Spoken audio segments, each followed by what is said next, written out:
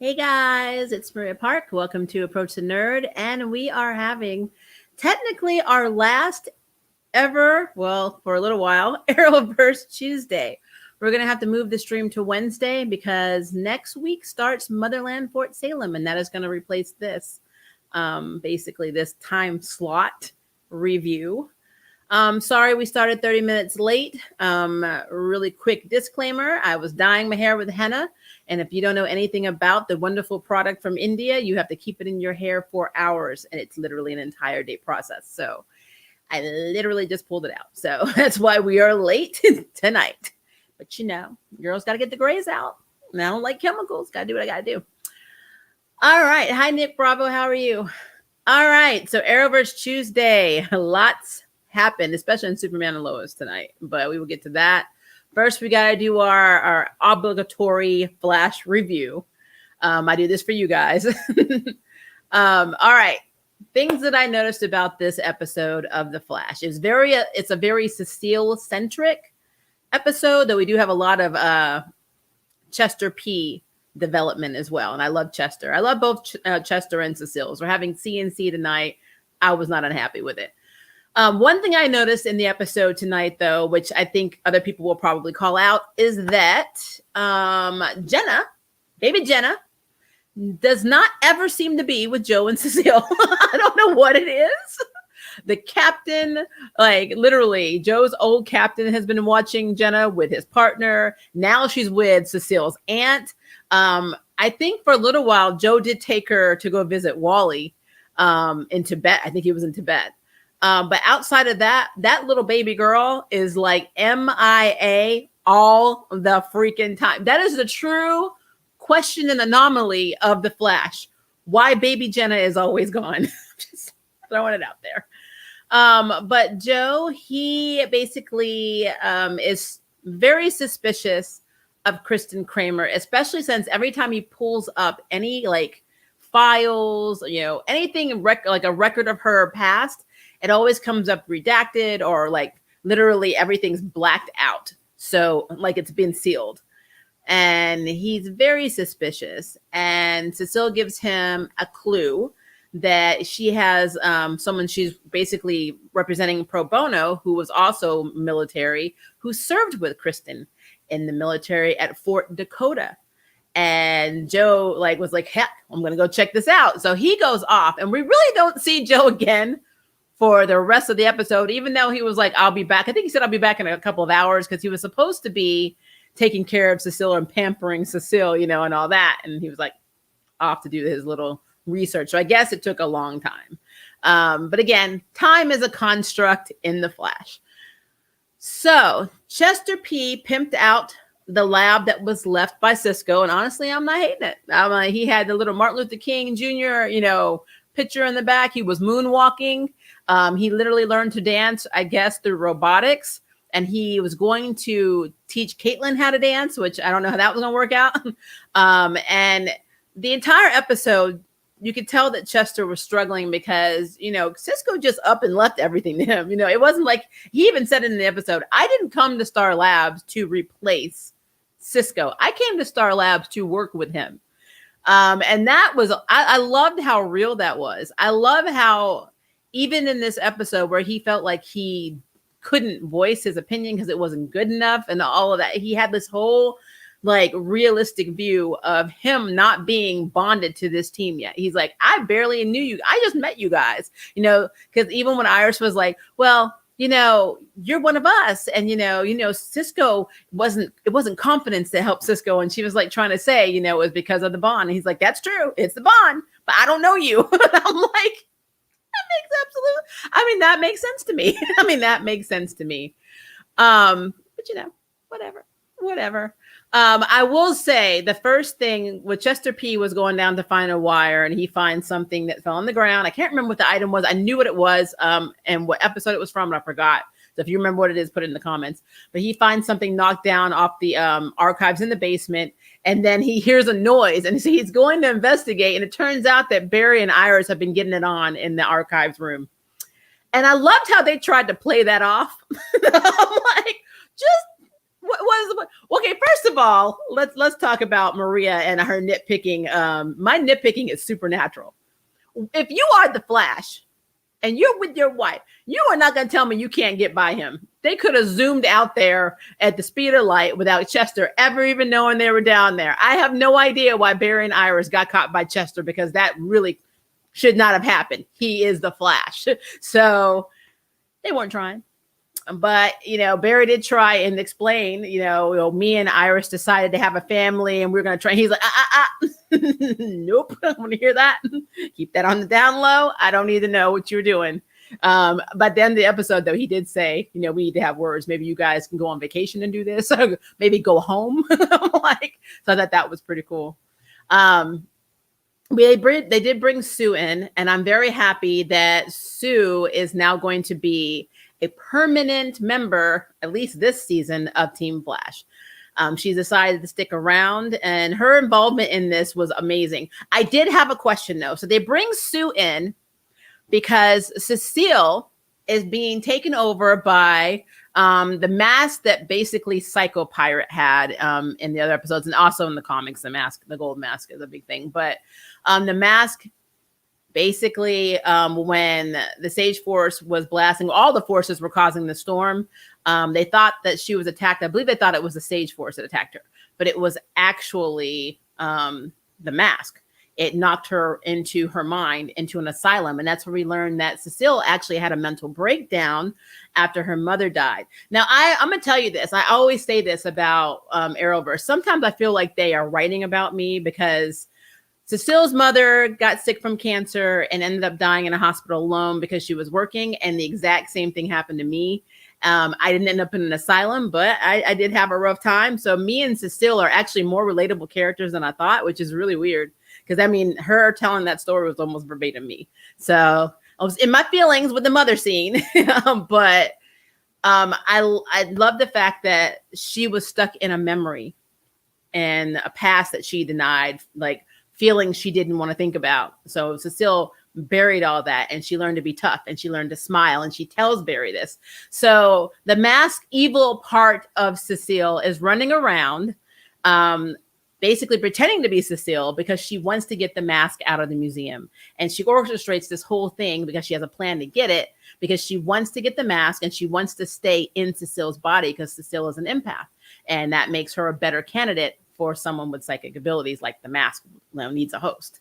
And so they call Sue in to help rob the bank and get the mask. What I thought was really funny is the way she gets through the lasers in the room where the mask is being held is through like ballet.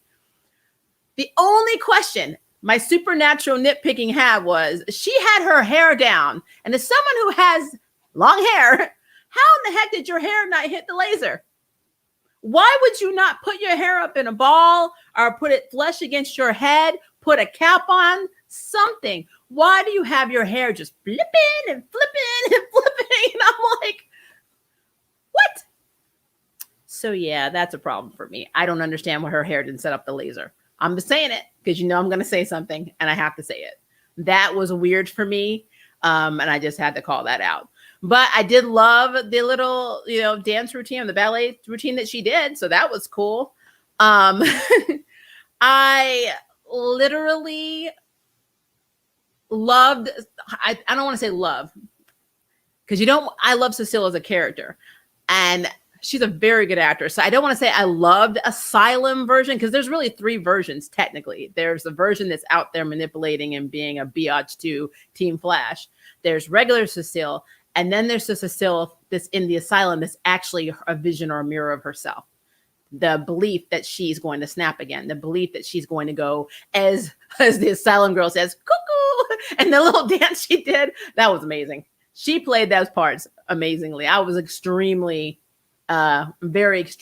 excited that she got that kind of part, because I know that the actor said in I think an interview 2 years ago that she's always wanted to play a villain, and they always have Cecile as like a little goody two shoes. So it's nice to have her have these moments where she can be evil. We saw it with the Mirrorverse, and we saw it with the Asylum version, and then of course the mask version of herself.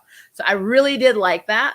And I think that was one of the highlights for me, was just her confronting her asylum self in, the Mindscape was amazing. I love that when Barry finally showed her, you're the reason we're stuck in here. Basically, you're not facing your fears and your past.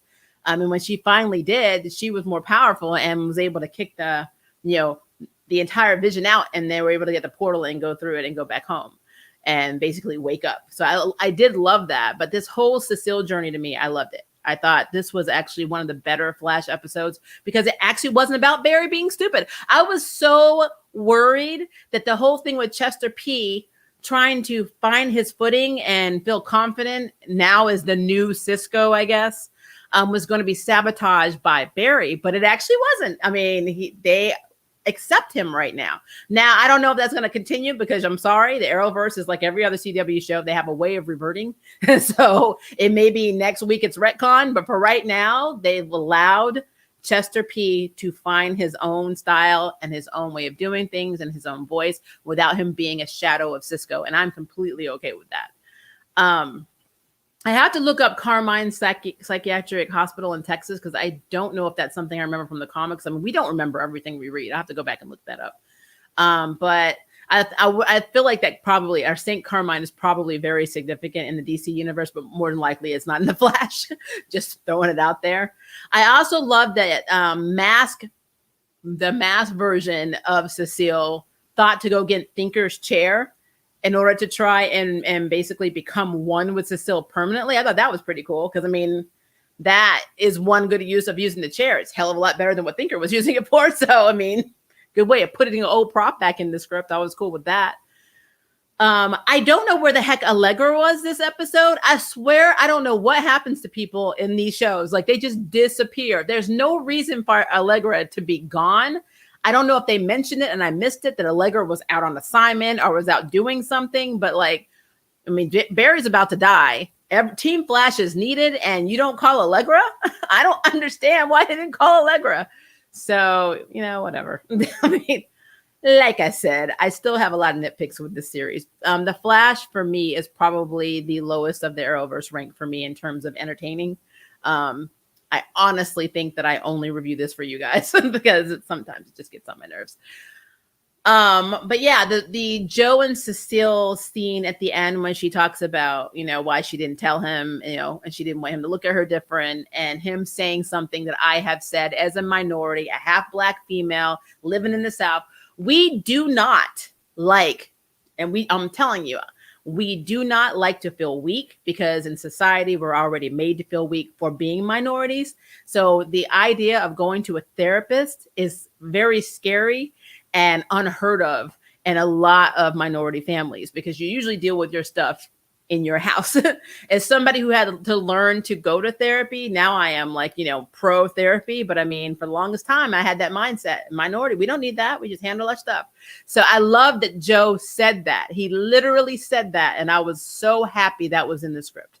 Joe is also, if you have not figured out, one of my favorite characters in this entire series. I've always loved Joe from the pilot of this show. I've loved Joe. So anything Joe does, I'm like, okay, and for him to be that voice, I really appreciated that. I thought that was really cool. But yeah, overall, it was not a bad episode. Again, I loved Chester P. I loved his idea. I will say there was one last nitpick that I was saving for the end because somebody needs to explain this to me. So Mass Cecile is in the Thinker's chair. And Iris is shooting at the chair. And then there's like, the shield. And then she's like, holding her hands up, and then Chester P like literally has a sword and is flying down like, literally a Power Ranger, slash like samurai pizza cat and just like stabs the Thinker's chair, and then Cecile proceeds to get electrocuted. How is she alive? My only that's my question. How is Cecile alive right now? I mean, electricity and high volts kill people. My daddy was an electrician after he got out of the military. I mean, I know what I'm talking about. Literally in the military was an electrical engineer. I know what happens when high voltage rounds of electricity enter your body. I don't think the chair was protecting her from that because she was getting zapped. How did Cecile, metahuman, but human, survive electrocution. And why did they think that was a good idea?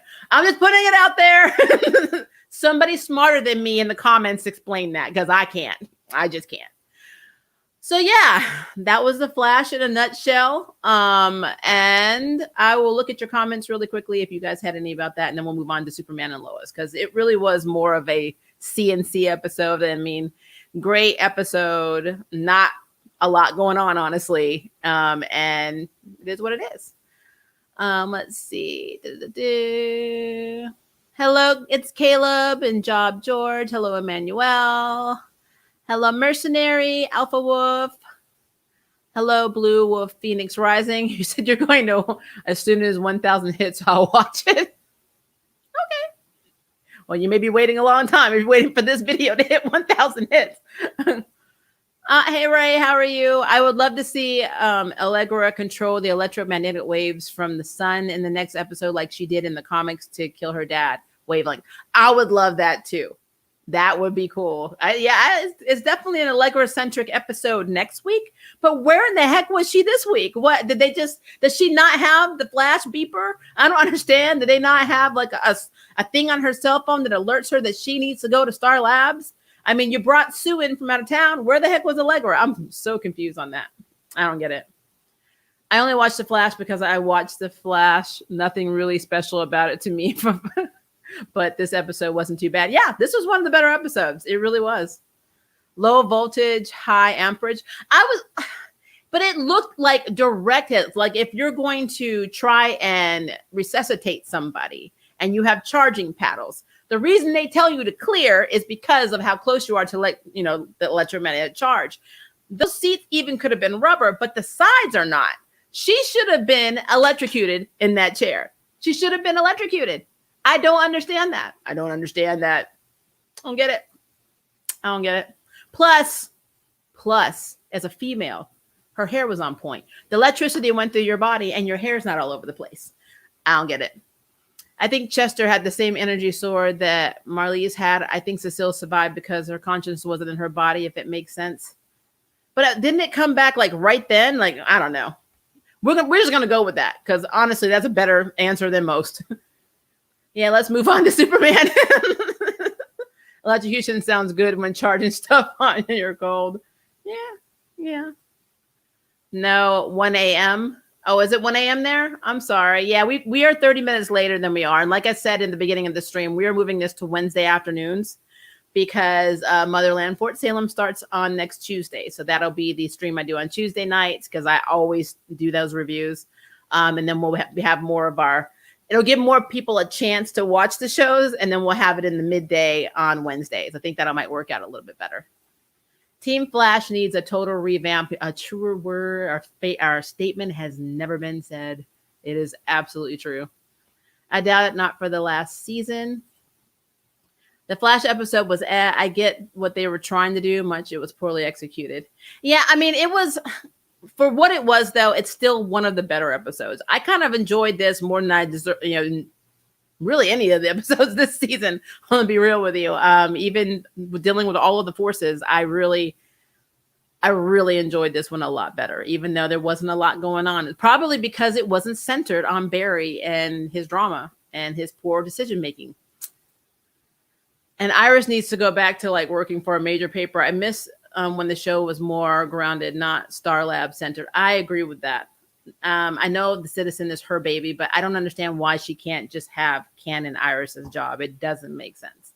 And Lois and Superman was still at the Daily Planet. She quit because of Morgan Edge. I don't know. It's crazy. Let's see. MSP and the actor did nothing wrong. What are we talking about? I'm sorry. I guess I missed that. I hope they recast him. He was my favorite TV Flash character. Are you talking about Ralph? This episode tried to bring light to mental health issues, but after episode 4 of this season, Iris's trauma kind of vanished. Yeah, PTSD doesn't exist in just it only exists in 1 or 2 episodes, and then you talk, and then you high five each other, and then you're not trauma. You don't have a trauma anymore. Trauma's gone. It's a thing. I'm sorry, but I hope they recast Black Panther too. The character is too important to the real world and MCU for what he represents, especially post Black Lives. They probably will make Shuri Black Panther, but to be fair, she was Black Panther in the comics as well as T'Challa. So it's a thing. Now, there's a lot of controversy around the actress, but I don't know how that's going to work. Yes, Ralph. I wouldn't say, Nick, that he didn't do anything wrong, even though it was years ago. I do think cancel culture is very toxic, but he did say some very problematic BS. And as a minority, I cannot support what he said, but I agree that there should have been another way to handle that, because I'm confused, because at least he felt remorseful about it and he apologized. We have a whole guy on Legacies who I just learned who is a flaming racist, a homophobe, and for some reason he's not canceled at all. And that's a Lorax actor. So I don't understand that whatsoever. So it's a thing. It's a thing. Yes, about Ralph, and the character shouldn't be held accountable for the actor's consequences. I agree. I mean, they could always do something where they have Ralph stuck in another form because he's a shapeshifter. I mean, he's the easiest type to bring him back. So it's a thing. Supergirl versus Demon Galaxy Green. Oh, Lord. All right, let's move on to Superman and Lois. I think we spent 21 minutes appropriately on the Flash. I'm sorry. Do I seem to you guys like I just don't really care for the Flash that much? I don't know where you would get that idea. All right, Superman and Lois, a show I'm actually very much into. Morgan Edge has told the story of how he's the son of Zet-Ro, and his name is Tal-Ro, and he's also the son of Lara, who is Kal-El's mother. And apparently she was genetically matched with Zet-Ro, because that's how they did it in Krypton, and I guess had a baby, and then met Jor-El and was like, you know what? Peace out. I'm going with him. And then got pregnant with Kal-El, and then Krypton blew up, before they sent their babies to Earth. I will tell you though, Morgan Edge's backstory on how he came to, he landed in the UK. Now I'm half British, and I think it's absolutely funny that Clark landed in Kansas and he didn't get shot at, where they have more guns. and then Morgan Edge, he lands in the UK, and everybody's got a rifle and everybody's shooting at him. Like, his entire backstory to me reminds me of a modified version of what Clark went through in the Flashpoint comic. Like being in the cell, never seeing the sun, keeping him, skinny, even the shaggy hair, all of that looked like Flashpoint Superman. I don't know if that's what they were going for, but they literally took a storyline of Kal-El's and gave it to Morgan Edge. So I'm like, whatever.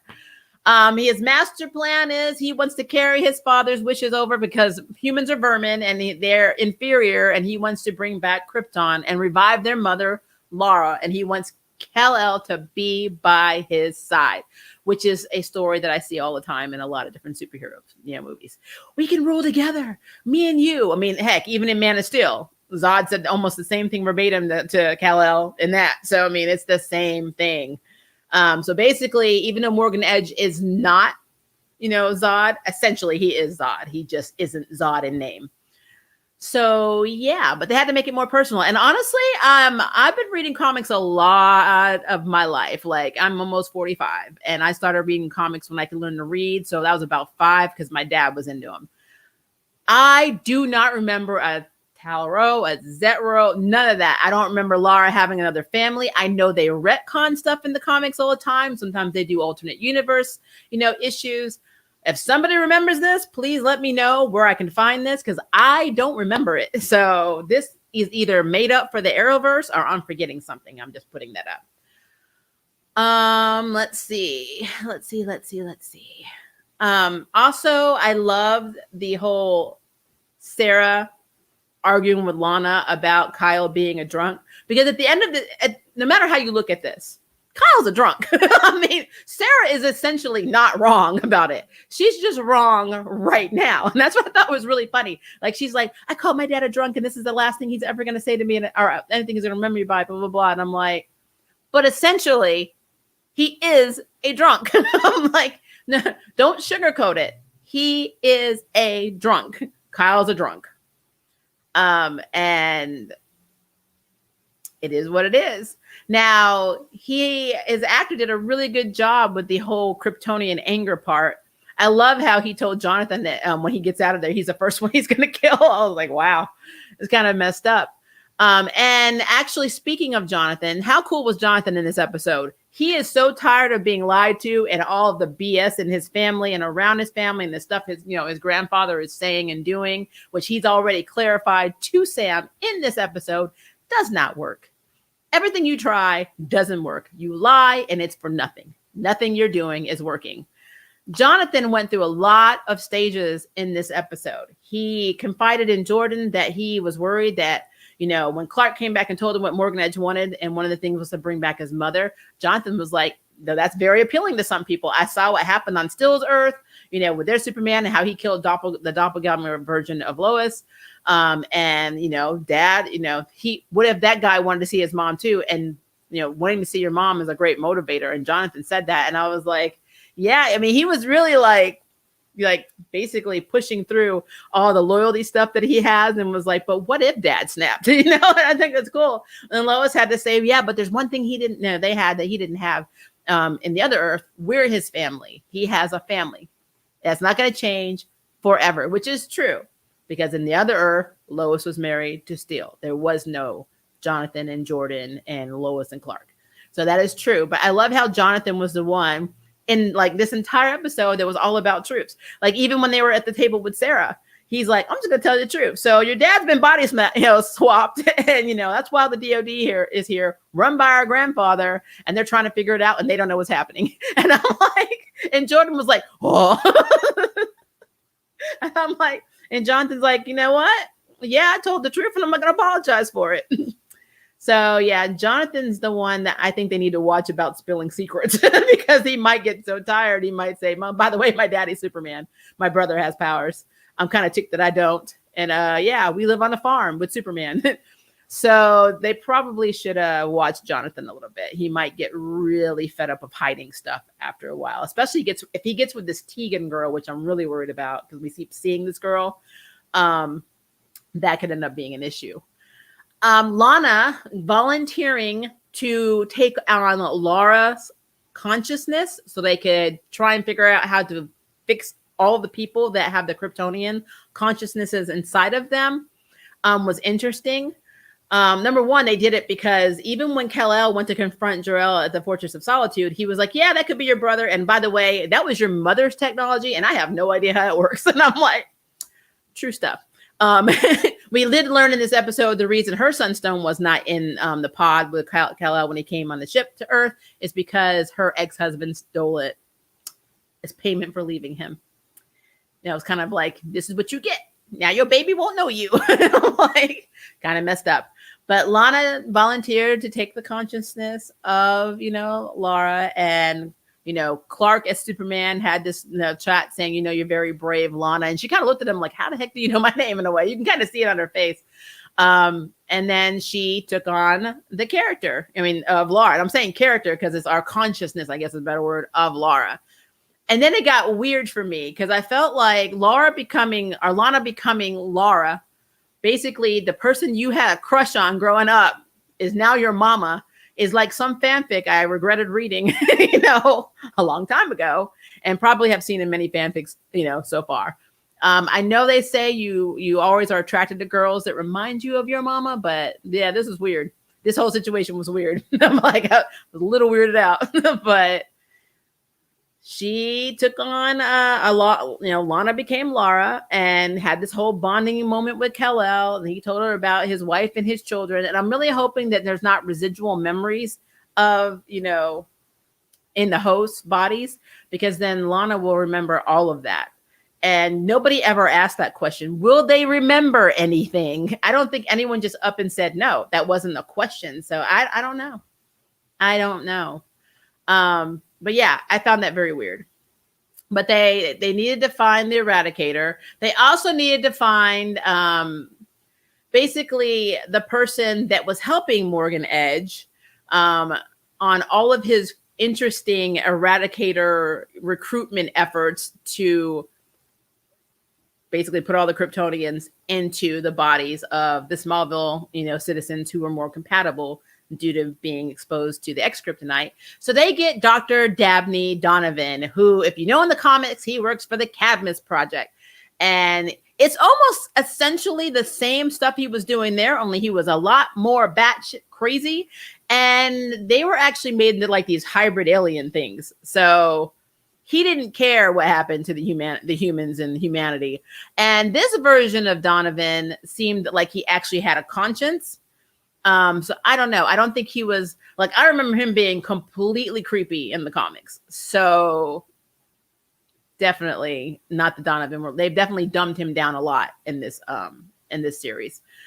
But at least we got him. And like now I always felt like what they were doing with the X-Kryptonite, it reminded me of something, and it does remind me of the Cadmus Project. And it wasn't until I saw them bring Donovan and I'm like, it makes absolute sense now. Why that? Because that's essentially what they were doing. They were making like, they were doing alien, DNA, mixing it with human DNA and seeing what would happen, like some freaky horror show.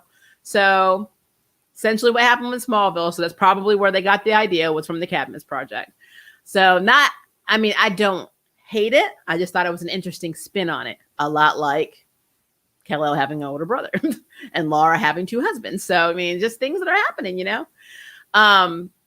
The whole scene about them needing to find a way to take the Kryptonian consciousness out of everybody at the same time was interesting because, they were having the conversation and then Morgan Edge, basically did a little single, kind of like the sound he makes when he wants to talk to Clark. And Clark went and flew out there and he tried to appeal to his brother's, not human side, but his, I guess, bond or whatever, or his brothers. And it didn't really work because Morgan then tells us the story of Flashpoint. I'm like, he really does. I'm telling you, no matter how I look at this, it looks like Flashpoint Clark. So he basically says humans didn't take me in, that they hunted me, they tortured me for years, which is messed up. And that's why I hate them all. and that's why I did some injustice stuff and I let him have it. That's literally what happened. And now he's like, these humans are trash. And I just think I should bring my people to replace their bodies because they don't need them. That's literally Morgan's plan.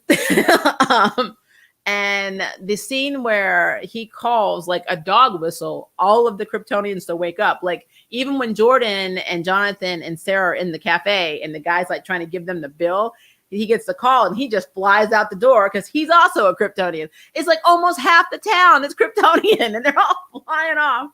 And so Kal-El's like, okay, I got a plan, like in route. I'm, basically all of you get out of there. I'm going to basically release all of my energy because they need something stronger than the Earth's sun. He's going to create a solar flare to charge the device that his mother made in order to get everybody to be, I guess, the Kryptonian consciousnesses to be ejected from them all at once.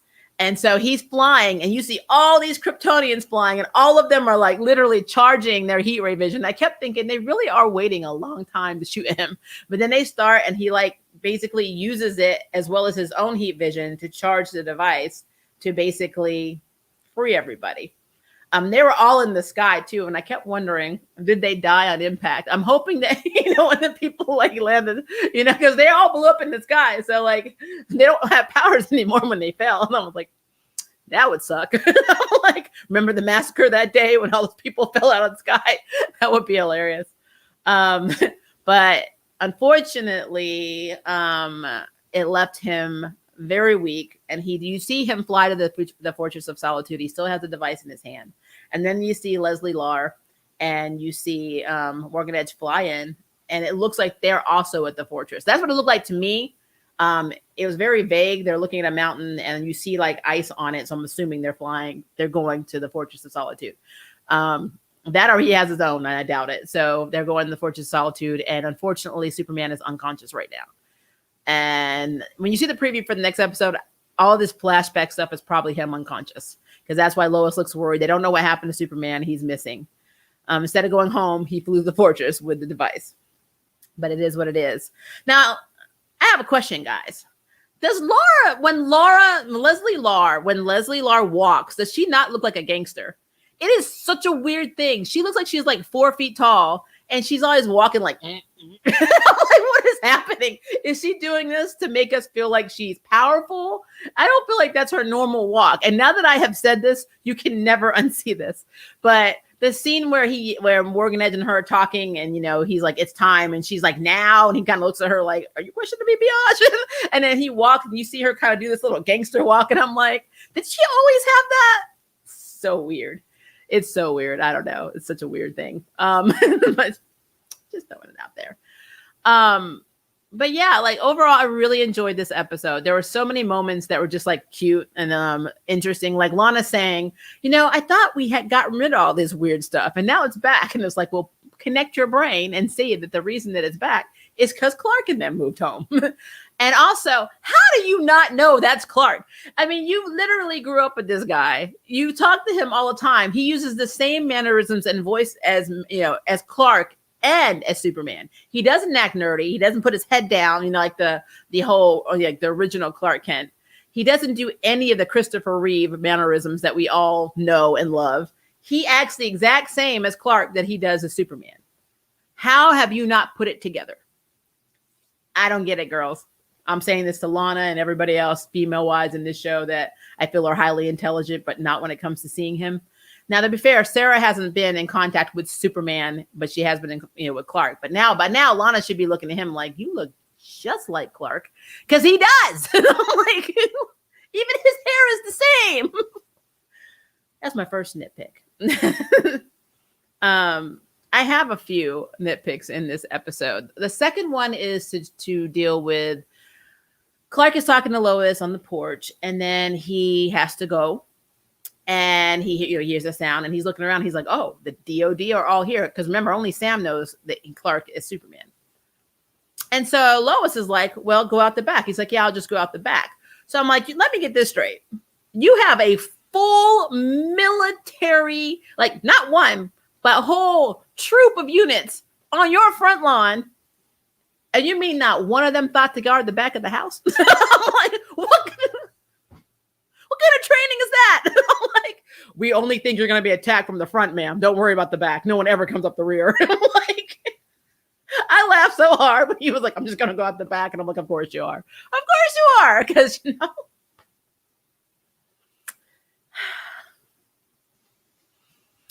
I'm sorry. I just had to throw that out there. Did nobody else catch that? Did nobody else feel that was really weird? That not one soldier was like, we should set up, a little security team in the back of the house too, just in case someone comes from the back fields, because we're on a farm and really it's like a 360 or a panorama view. They can hit us from all sides. I don't understand why only the front was danger. Like, why is there no one in the back of the house? Nobody's in the back of the house. I digress. Like I said, there was a lot that I thought was kind of nitpicky in this. I'm not gonna go complete nitpick on this because I actually do enjoy this show, but I like to call things out because why not? I guess if I had one more nitpick, it would be, how did they recruit half of the freaking town that fast? They brought Lana in to bring Smallville residents in. How did they not know that all of these people were all put through the Eradicator process? And also, we learned that Leslie Larr is actually originally from Smallville. Why doesn't anyone know her? Like, at all? My questions, guys. My questions. I mean, I'm always going to have them. But yeah, like I said, good episode. Cannot wait for next week. I'm really hoping that, I guess it's cool because we are going to get to see the backstory for Superman in this universe. So we are going to see what led him to, we know he goes to Metropolis, but what led him to become Superman. We see Martha making the suit, which is pretty cool. We see look like a younger Lana Lang hugging Kyle and Clark seeing it, which means she was the one that got away before he met Lois. So all of that stuff kind of, to me, is interesting. And it's going to give us a lot more insight into who this version of Superman is. So I am here for that. So I'm excited for next week. But again, I just had those little questions and I just had to say it. So, all right, let's see. I'm going to move up, Sorry. I'm not quick with this. I mean, Hartley said things at 27-year-old. Hell, Grant Gustin started out as Flash at 24 and knew not to say that. We don't know his intentions, but those tweets were pretty disgusting in general. I do agree with that. I mean, like I said, cancel culture is bad, but at the same time, even as a comedian, and see, I'm one of those people that I will say it no matter what your race is. If you say problematic stuff that's like homophobic, extremely racist, whatever, I call you on your crap anyway. I don't give anybody a pass. So that's just me, because I know we're stupid when we're younger, but there's like stupid, and then there's just literally being disgusting in terms of what you say about other people. And I don't know. It just doesn't sit well with me. I'm liking the Superman brother storyline. It's interesting. It's definitely an Arrowverse creation, because I don't remember that at all in the comics. He was saying a part of a stand-up comedy routine years ago, really different than just saying it on Twitter or in some coffee shop. And I guess for me, again, I hate doing this. I hate getting political in my superhero stuff. Why you guys do this to me every day? Every time. Okay. Quick story. My father, as you all know, is Black. His father was Native American. My mother was born and raised in Scotland. They've been together since 1968. I was born in 1976. My parents could not get married because it was not legal to get married in the States. So if you really think about it, I was born the B word. And they got married when they could, and that was in the 80s. So by the time my brother came in 81, they could legally be married. But that was 5 years after I was born. When we moved to the States, we moved to the South because that's where my dad is from, and that's where he chose to go when he was discharged from the military. And I have experienced racism on all sides because I look like this. I am a very ambiguous mixed person who they don't know what I am. I get everything from Filipino, Hispanic. People think I'm white. I have no idea why. I'm never mistaken for Black, even though I claim my Blackness. I consider myself biracial, but I claim all of my stuff, and I am very proud of my Blackness and all of my stuff. But the problem is, people have said nasty shit to me and my family, whether it was in jokes or whether it was, basically horribly malicious. It doesn't matter because it still hurts. Somebody who makes a comedy routine out of saying nasty crap about people, I'm sorry. I don't like that. And I'm telling you, I didn't like when Chris Rock did it. I don't like when, anybody does it. Anybody says nasty stuff and gets a laugh based on race, sexual orientation, gender identity, religion, whatever. I think it's disgusting. There are ways to have followers in the, as a comedian without making another group of people feel like shit. And that is why I get in my feelings when we have these conversations, because it irritates me. People are so okay with accepting that stuff in the name of this or in the name of that. And that is the problem we have today. And honestly, it's sad. I again said, cancel culture takes stuff too far, but at the same time, you as an individual, it is your responsibility not to do shit to make yourself even have at risk of being in cancel culture. I'm just putting it out there, guys. And that's my 2 seconds on my soap dish, and I am not going to say anything else.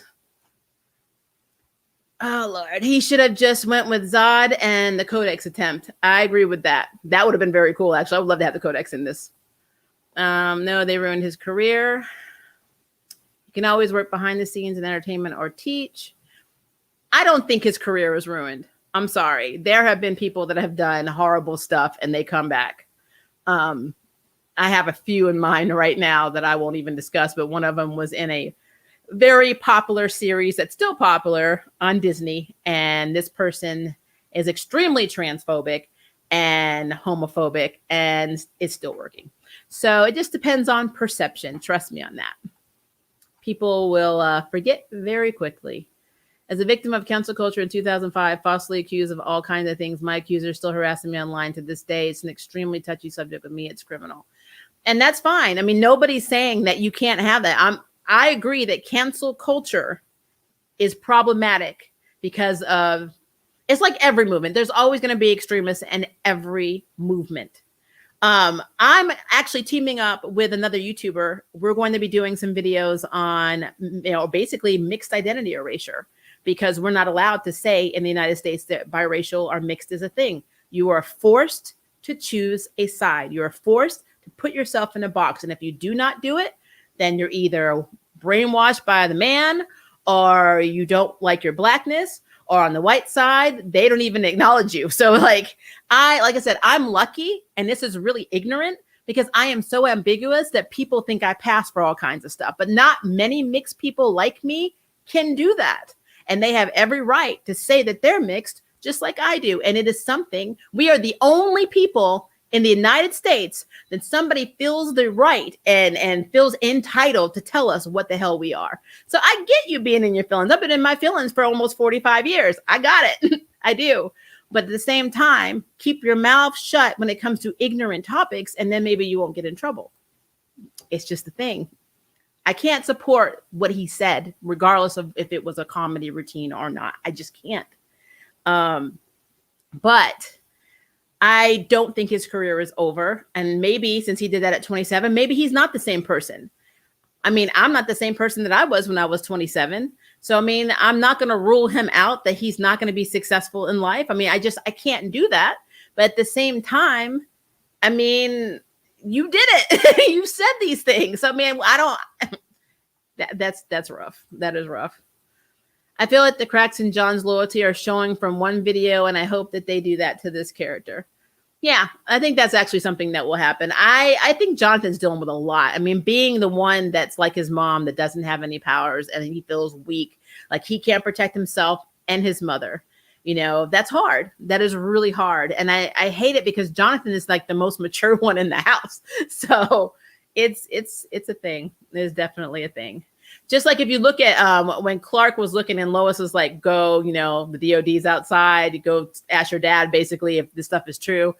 Clark looks at Jordan first, and then he looks at Jonathan. And I'm like, you should have just looked at Jonathan. What the hell does Jordan know? I don't know.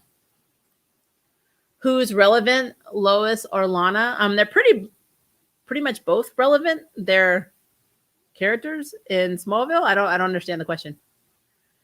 Did you read those tweets? It wouldn't even make a bad comedian laugh. Those tweets are the textbook definition of misogynistic and racist. And all of this happened around 2013. I mean, I read some of them. I did not find them funny. I found them very ignorant and in very poor taste to post something. So don't you think it would have been cool to have a child Luthor and child Olsen and etc., a female child of Luthor as a full like Mercy from Smallville? Yeah, absolutely. And I feel like any plot they want to steal from OG Smallville, they should go right ahead and do it. I have no problem. Like, what is Lex doing right now? And is the Lex in Supergirl show still the Lex in his world? Are they the same Lex? Because they're on the same Earth. I'm very confused by that. So I would really love to see if the same Lex is still around doing stuff. Female Luthor that was actually evil would be awesome, but I'd like to see her nemesis being someone other than a Kryptonian. I agree with that. Bring in some more alien races. I want them to bring Brainiac in. I really want a Brainiac that does stuff. That would be cool. I believe in Cadmus as much as I believe in Batman. Iron Man's contingency plans for superpower beings. Nobody should believe in Cadmus at all. I'm holding back a rant. Let's stick to talking about Lois and Superman. That is fine. I knew they'd give Lana powers in some way, but choosing her to be Laura was intended because that was the person Clark had the strongest connection to Smallville through after his mom, Martha, and dad, John. I agree with that. Originally, I don't know why I thought this. I thought they were going to have like a love triangle between Lois, Clark, and Lana. Now that they're all in the same town. But I will say I really love Lois and Lana's connection. They're like BFFs. I'm really liking it. I didn't think that was something that I needed, but I guess I did. So I love when women are not trying to tear each other down. I love that they have that. Now, hopefully that won't be retconned as well in the future. But for now, I love Like, I love that Lois showed up at her house to check on her, and Kyle instantly turned and she knocked him out with kryptonite in her hand. I'm like, wow, she cold socked him. I was like, that is awesome. And the 80s Superman movies had a device that took away Kryptonian powers. Yeah, they had that. It was like a little chamber. And then he went into it and took away his Kryptonian DNA, and that was in Superman 2. And in both the uncut and the regular version, so the Donner cut and the original version, he goes off and he sleeps with Lois. And then we learned in Superman Returns that somehow she got pregnant, but yet the baby had Kryptonian powers or genes, which still made no sense to me because technically they did it after he got rid of his Kryptonian genes and he became a normal human. So that was always a plot hole to me. That's why I don't like Bryan Singer movies. Let's see. I love how Stargirl did this with Generation RIP Brainwave Jr. He was too fine to die. Why couldn't it be her little brother from the Goonies? I'm done with you, Ray. For Stargirl to fall in love with Brainwave Jr. wouldn't be too contrived. That's true. But honestly,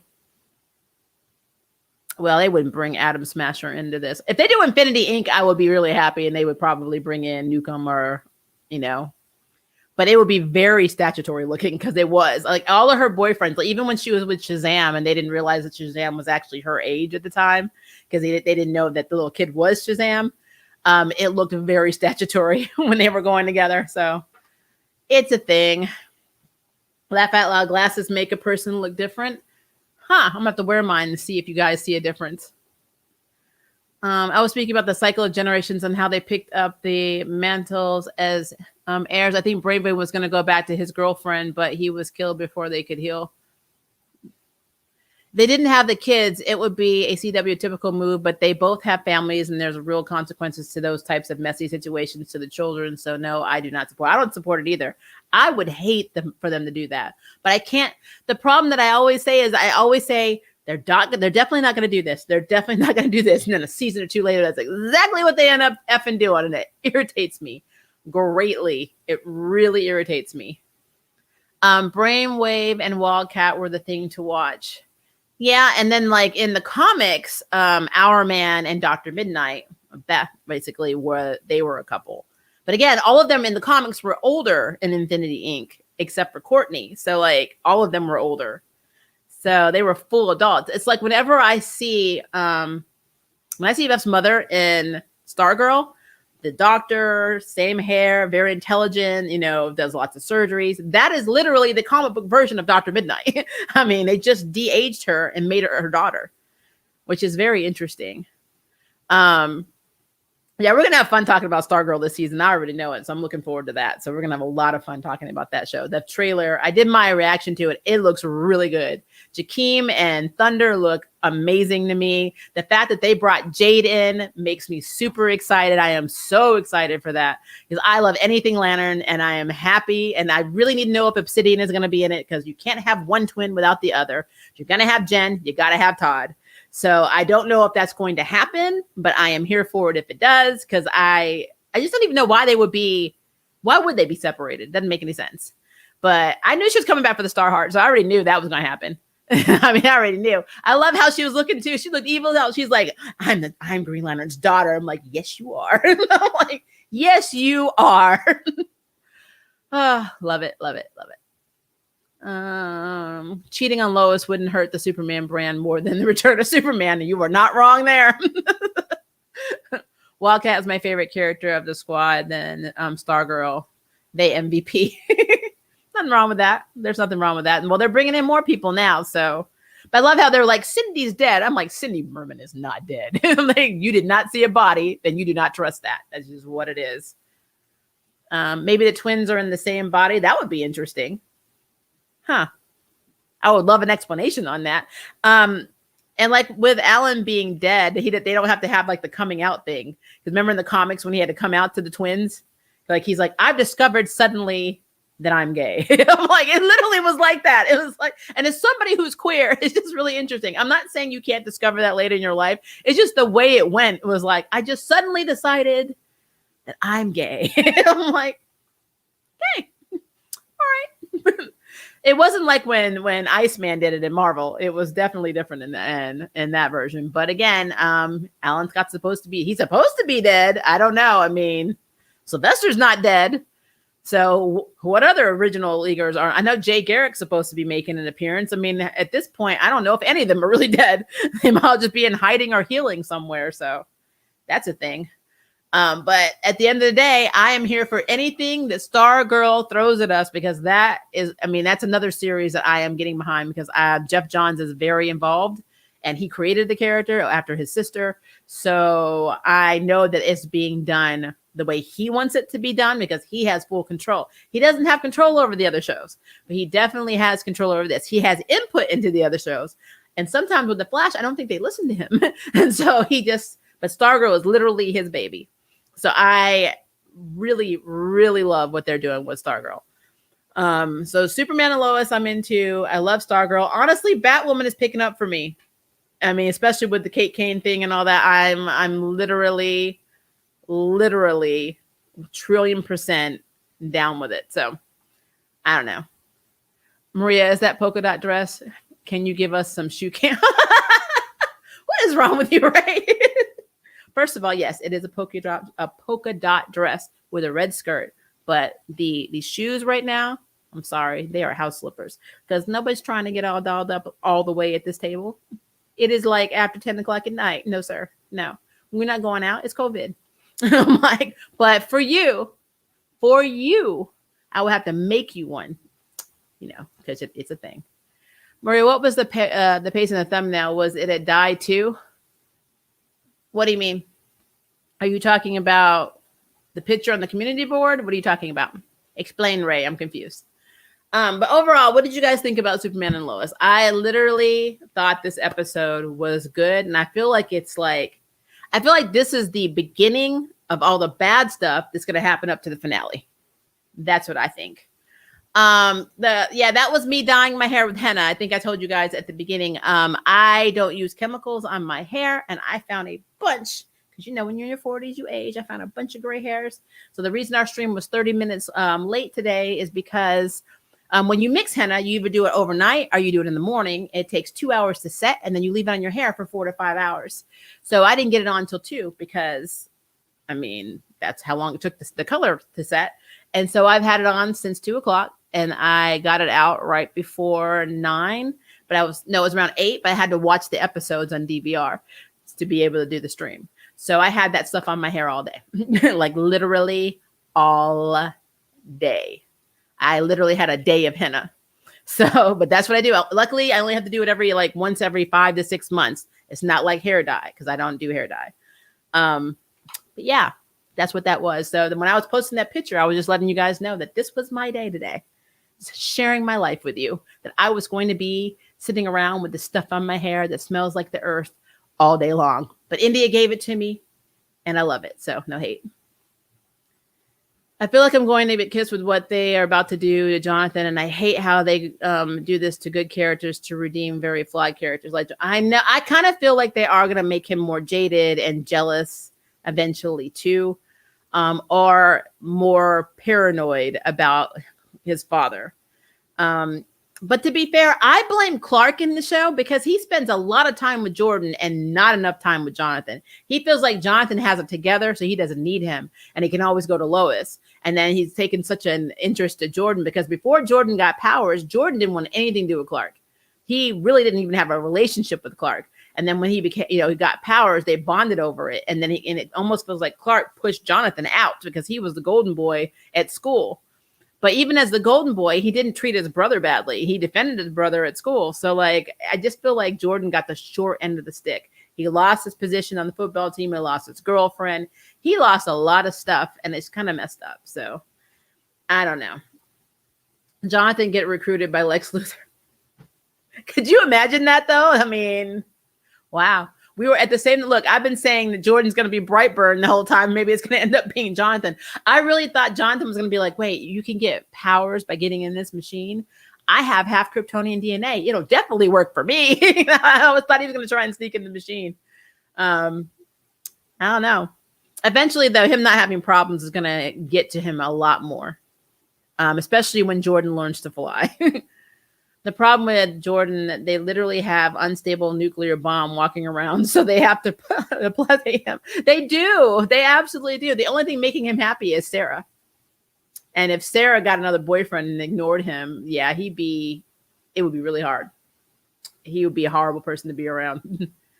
Superman and Lois isn't really that bad of a show. In fact, it's a really good show, likely because of HBO. The only thing is that we don't know who he faced off against. If he ever faced on Zod or even Doomsday. Yeah, that's what I was saying. We don't know what other heroes he knows or who he's met. We don't know the villains. I mean, the only reason we knew about Intergang is because of the scientists and, all the people that were talking and then him having encounters with people from Intergang. Like outside of that, though, we know absolutely nothing. They've name dropped Lex Luthor, but they've name dropped no one else. I have no idea. But it seems like he doesn't know any other Justice Leaguers because he was in Crisis and they established the Justice League at the end of Crisis. And that doesn't make any sense to me because where he is in his career, he should have met everybody already. And it's weird. The timeline doesn't make sense for me. It's just very weird. I think the evil Superman stowed away on John Henry's ship and were revealed in the season finale. That would be cool. Because you're right. He was hanging on to the sides of the RV. So he could have pulled him through time. I don't know why he didn't just immediately kill Steel. But yeah, he could have. He absolutely could have. That will be a mess if he teams up with Morgan Edge and Leslie Lar. Because then he'll have the brother that he wants. And then it's literally going to be Kal-El against evil Kal-El and Morgan and Leslie. Yeah, that would be a cool battle. And that would mean Supergirl would have to get off her butt and come help. I'm like, you need to help your cousin because he's about to die. And we all know that Kara, according to her series, has beaten this version of Superman multiple times when they fight because she's supposedly stronger than him because she's older. So it'd be interesting to see Supergirl take on Morgan Edge. I really want to see that. I want to know why Diggle's going to be in Smallville. What reason does he have to be there? We know why he's in Gotham. He's going to see a neurologist about what's going on with his brain. But why is he in Smallville? He's going to be in Legends. Looks like he's going to be everywhere. So I want to know why. And I think they can't make him, I think, Green Lantern of the Arrowverse because they're doing a Green Lantern series, which I still don't understand why they can't do that. It's just, I don't know. I wish Supergirl would have been edgier. Yeah, they kind of did her more golden Supergirl character and not what we're used to seeing with the short bob making out with Lex Luthor, being the one that created Ex-Kryptonite by accident, kind of being stupid sometimes. So yeah, she should be that character. She should. But again, at first I thought we were going to see her because in the promo you see someone that has short blondish looking hair in the shadow. I thought that literally was going to be her. I mean, who knows? Maybe she is. Maybe they're going to have an alternate version of Kara. I don't know. They're all supposed to be on the same Earth now, except for Stargirl. I don't know why they don't communicate with each other, but that's always been a problem with the Flash and all of them. They don't communicate with each other ever. I mean, the world is about to be destroyed. You probably should reach out to your fellow heroes and say, hey, it's about to get real. This is what's happening. You might want to help. But nobody ever does that. So, I mean, if I was Black Lightning, I'd be calling the Flash. So you know what? Things are happening. You need to come over here and help because we can't do anything. I mean, I guess technically the Flash would lose his abilities once the machine was turned on in Black Lightning, but would it really affect him? I don't know. Maria, I want you to be in the live action Railgun. Is there a live action Railgun? Don't play with me. You know I love Railgun.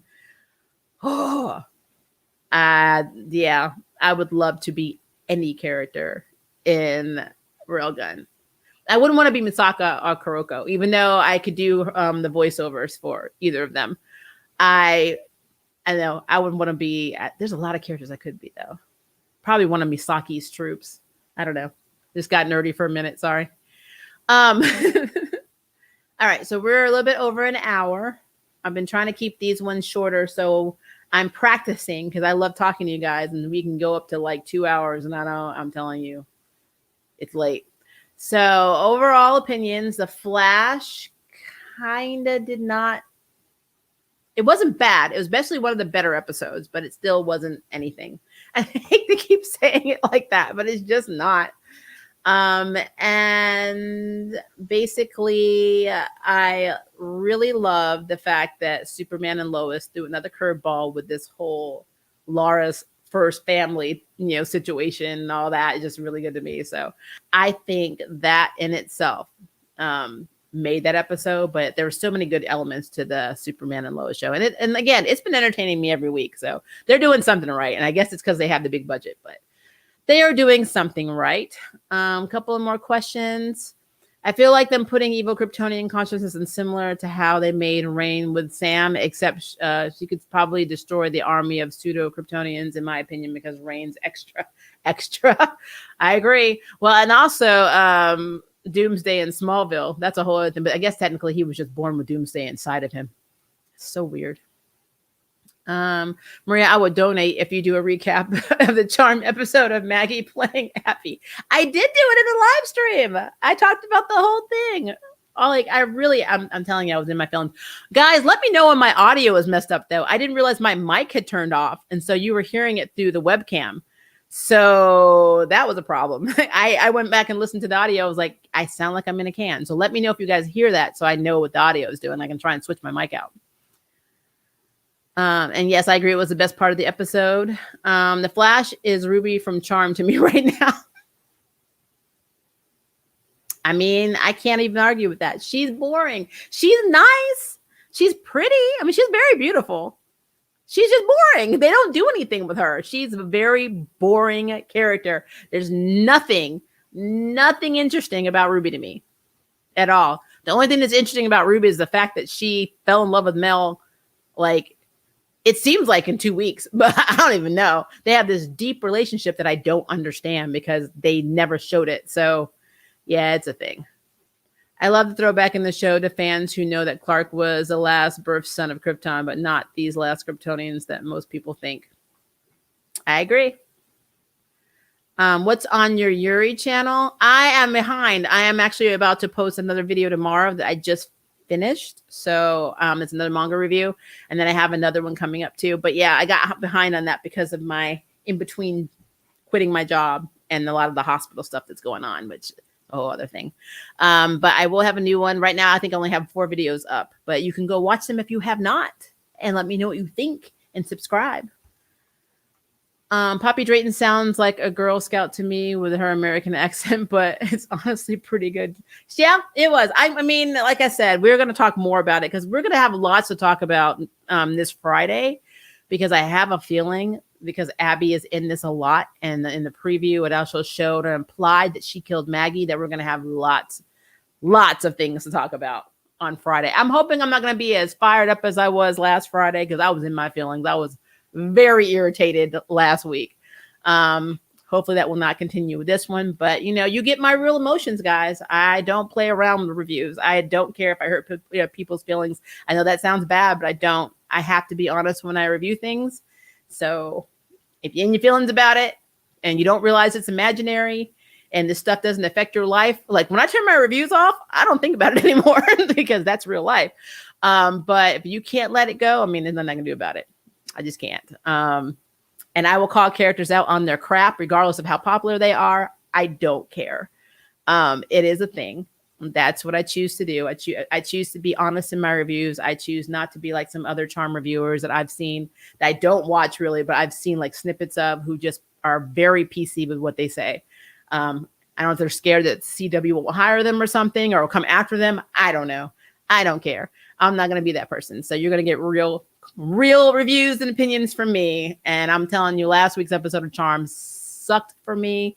I was in my feelings because it just ticked me off. So it is what it is. Couple of more. I'm looking forward to Mel's temporal powers way more than Ruby and John. I want her to get her time powers back so bad. So I'm glad that they've implied that she will get them back. They need a Freak Friday swap between Macy and Abby to fix this situation. Macy needs to go into some kind of therapy.